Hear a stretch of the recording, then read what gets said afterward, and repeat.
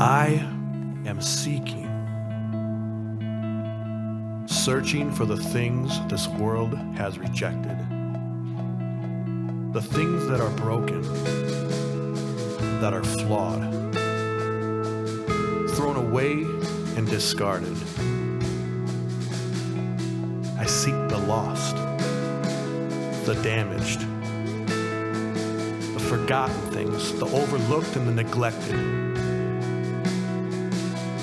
the things that have been pushed aside and left behind.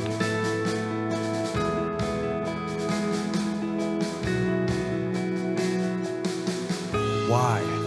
Why do I do this? Why chase after that which is despised by so many?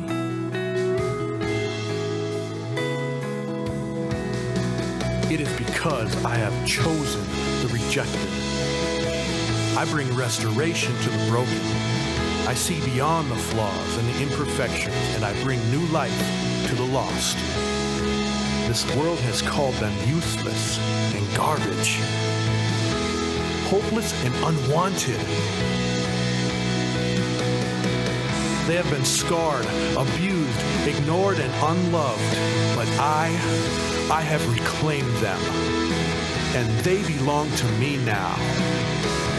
They are my masterpiece, and I have a plan and a future for every single one.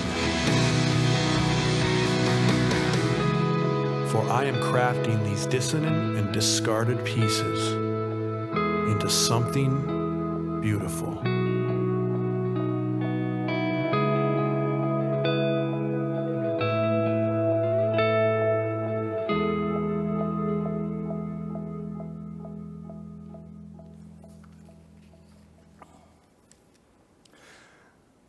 Jason Moore writes that our current times in the church can be considered a new wineskin moment.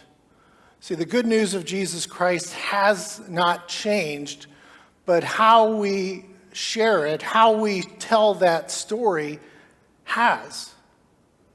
When we look in the 6th chapter of Genesis, the story of the flood was a new wineskin moment.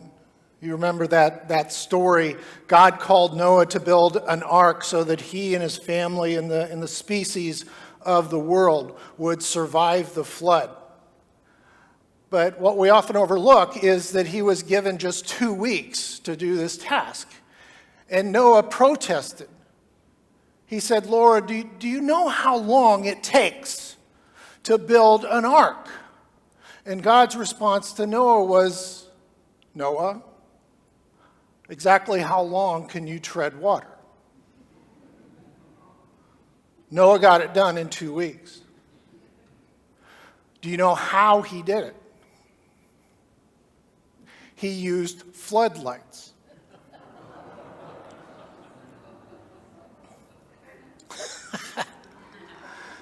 That's from my list of dad jokes.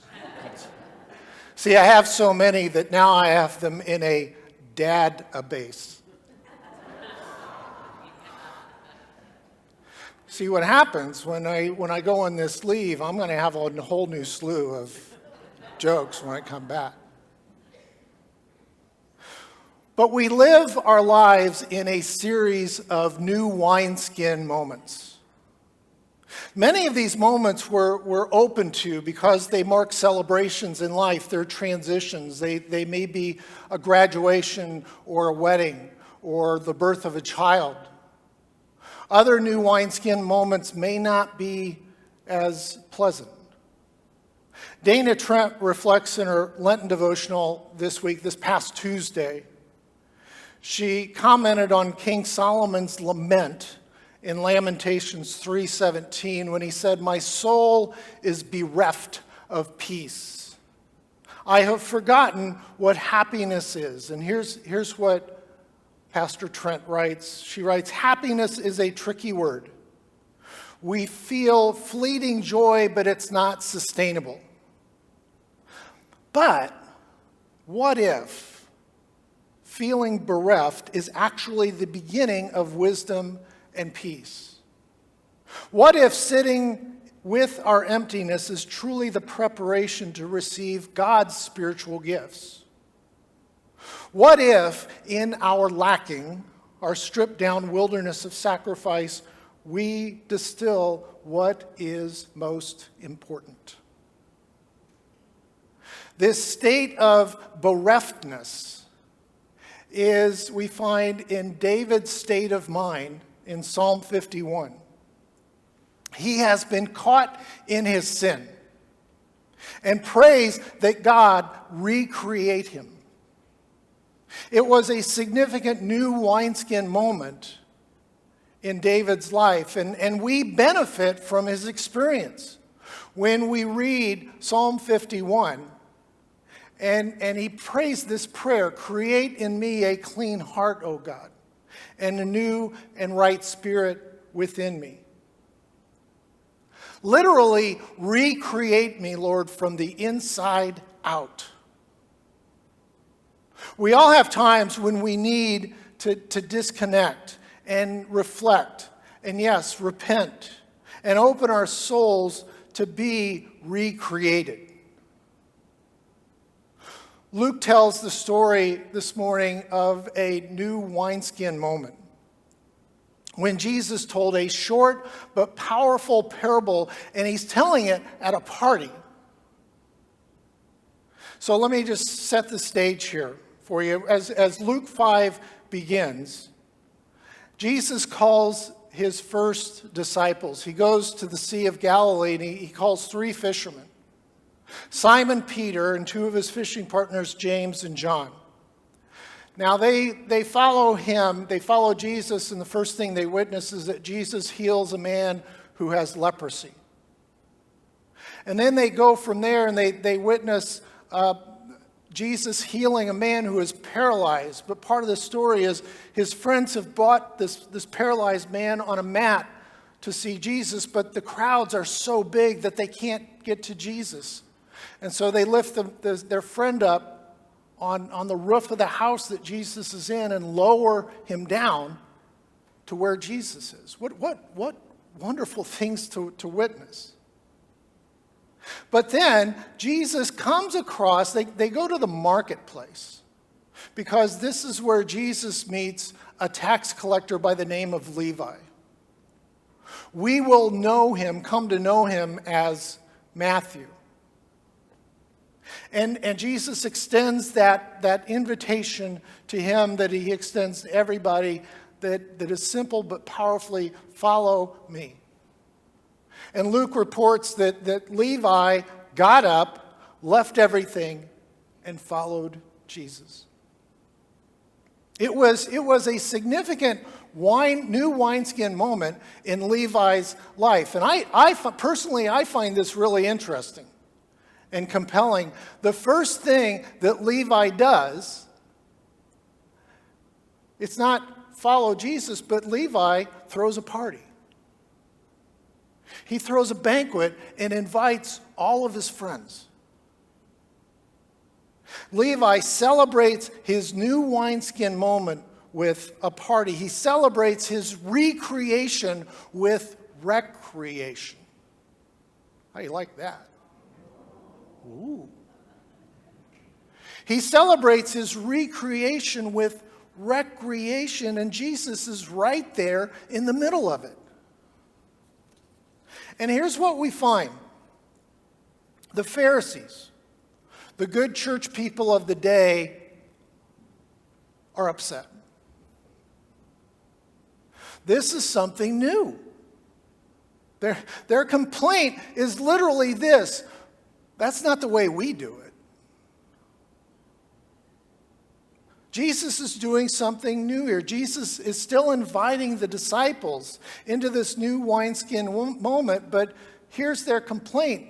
They say, John's disciples often pray and fast, and so do the disciples of the Pharisees, but yours go on eating and drinking. And so Jesus tells a parable. And it's a parable about new wine. But in reality, it's a parable about life. See, life changes and life changes us. Some changes are good and some are more difficult. Some changes at first, they look very promising. You've gone through this. I've gone through this lots of times. But then circumstances change. Things happen that you hadn't really planned on, and then your plans need to change again, and you look back and you go, well, that made sense at the time. But from our point of view today, Jesus represents for us the culmination and the continuation of what God has been doing in the world from the very beginning. But for the comfortable and the powerful, Jesus represented something new, a new order, new wine that would get in the way of everything that they believed in, everything they benefited from, and decided that it was their duty to preserve the old wine.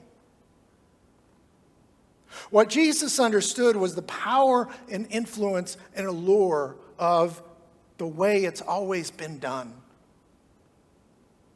Old wine, yes, tends to taste better than new wine. But only if the old wine is carefully stored and cared for. Otherwise, it spoils, and even if it does spoil, it still leaves behind the ever increasingly powerful memories of the way things used to be. But Jesus is clear here. New wine must be put in new wineskins. There comes new opportunities. There comes literally new wineskin moments.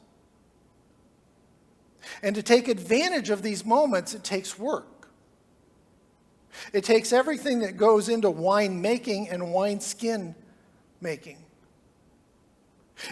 Sometimes it means starting over, but it doesn't mean recreating the wheel. It is the moment of realization when we raise our palms to God and literally say with David, "Create in me a clean heart and put me in new wineskin." You see, this really is a parable about life. During a party, during a time of recreation, Jesus tells us everything we need to know about being recreated, about allowing Jesus to recreate our hearts and move forward. I was thinking about this, and I don't know about you, but I've been thinking about the last 2 years. And I've been wondering if the last 2 years has been a new wineskin moment that for us just happened to last a really, really long time. I was thinking about this between September 2000, when I first started serving a church, to March 2020, I led worship approximately 1,600 times, give or take a few dozen. Now, when I first started, it was nerve-wracking. I was nervous, and sometimes things went well, and sometimes things didn't go well. But over time, I got more confident. And I'm not boasting here. I'm just pointing out that when you do something a few hundred times, you tend to get better at it, right?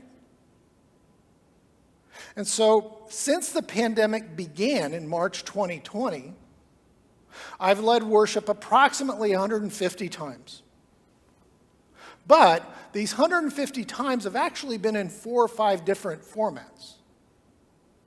We started out trying to do something live. Remember those days? Yeah. Christopher's shoulder is still sore from that. We started to do something different, and then we went back to pre-recording on Saturdays, and we'd send this out on Sunday. Then we started live streaming yeah. That's how it feels sometimes. Live streaming with new equipment. And then we're doing a hybrid of other things, and it wasn't just me, but things got wobbly, things got scary. And there were times when things went well, and there were times when I found myself literally yearning for the old wine that was familiar. for the well-known, for the comfortable. Because there are times when we literally wonder what Jesus is up to. And if we're recreating, it sure doesn't feel sometimes like we're recreating. And so here's where we're at. Today we may find ourselves with the Pharisees, walking up to Jesus at the banquet table and saying, this new stuff tastes different. And I can't figure out if it's good or bad, but can't we just go back to the way things were? But Jesus reminds us that this is our opportunity. This is a new wineskin moment. New wine must be put in new wineskins. A pandemic forced us to find new wineskin in a time when it was impossible to taste the wine. But again, the good news hasn't changed. We're still trying to figure out how to share this eternal great news in new ways. And in one sense, the pandemic has actually provided us with a gift of space, of room to breathe and expand and age.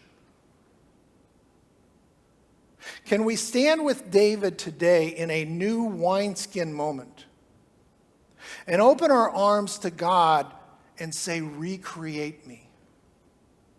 To say, create in me a clean heart, O God, and put me in new wineskins.